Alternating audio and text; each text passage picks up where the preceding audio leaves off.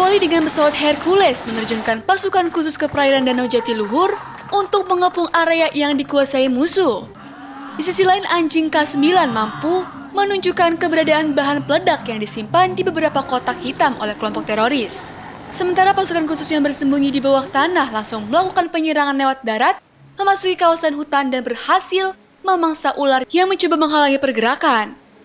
2 helikopter mencoba melakukan penyerangan melalui udara dari sisi kanan dan kiri kawasan yang dikuasai kelompok teroris.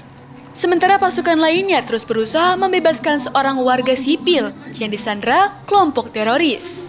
Ketika kelompok teroris berusaha melarikan diri dengan membawa sandra menggunakan sebuah mobil, pasukan khusus dan anjing K9 berhasil menyergapnya serta membebaskan sandra dan melumpuhkan 2 orang kelompok teroris.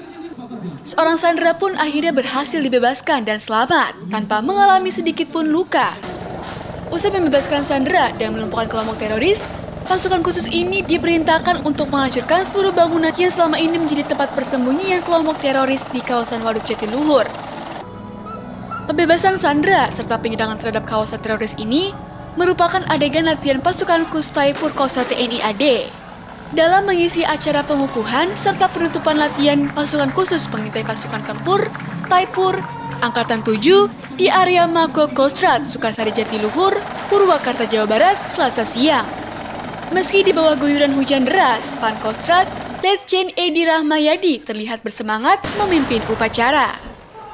Menurut Pan Kostrad, Taipur itu puncaknya pendidikan dan latihan pasukan Kostrad yang jumlahnya 32.000 ke depan dibentuk divisi 3 Kostrad, jumlahnya jadi 46.000. Dari total pasukan Kostrad, diseleksi dapatlah 61 pasukan yang sesuai kriteria tuntutan Taipur.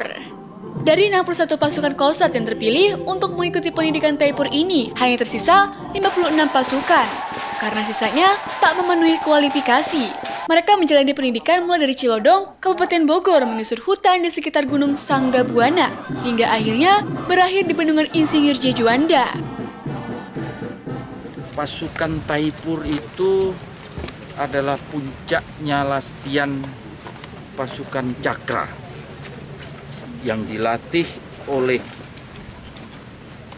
pasukan yang dari pasukan Cakra. Pasukan Cakra itu adalah Kostrad. Jumlahnya saat ini ada 32.000. 32.000 yang ke depan ini dengan akan dibentuknya divisi 3, ya nanti jumlahnya akan 46.000.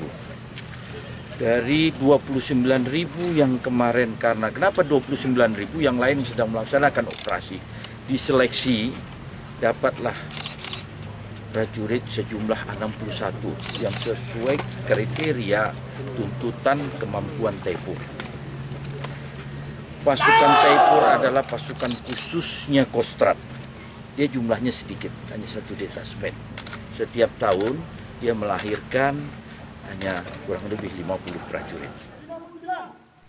Sebagai catatan, pasukan ini terlibat dalam operasi pembebasan sandera di Timika, Papua Barat.